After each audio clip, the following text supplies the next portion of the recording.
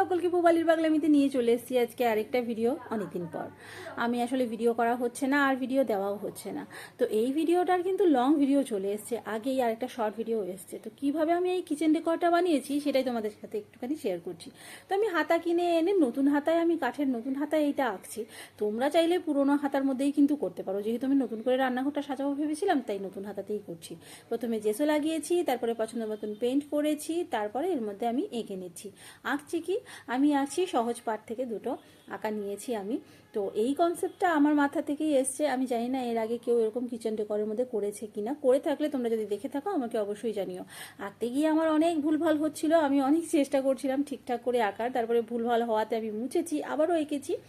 তো এর যদি তোমরা লং ভিডিও দেখতে চাও আর কি, তাহলে তোমরা আমার চ্যানেলে চলে যাও, লং ভিডিওটা তোমরা পেয়ে যাবে। আর তোমরা আমার সঙ্গে থেকো, পাশে থেকো, একটুখানি কমেন্ট করো, তাহলে তোমাদের কমেন্ট পেলে অনেকখানি উৎসাহ আমিও পাই। আর আমি রেগুলার এখন আবার ভিডিও দেওয়ার চেষ্টা করব, যদিও আমার ভিডিও করা নেই, তবে আমি ভিডিও আগামী দিনে কিছু ভিডিও করব। আমার কিছু কাজ আছে, সেগুলো আমি করব, সেগুলো তোমাদের সাথে অবশ্যই শেয়ার করব। আর আজকের ভিডিও এই পর্যন্তই। যদি ভালো লেগে থাকে অবশ্যই একটা লাইক করে দিও, যারা নতুন দেখছো তারা চ্যানেলটা কিন্তু সাবস্ক্রাইব করতে ভুলো না। অনেক সুন্দর সুন্দর ভিডিও আমার চ্যানেলে আছে, তোমরা সেগুলো কিন্তু অবশ্যই দেখো। আশা করছি তোমাদের ভালো লাগবে। দেখা হবে তাহলে তোমাদের সাথে আরেকটা নতুন ভিডিও। টাটা।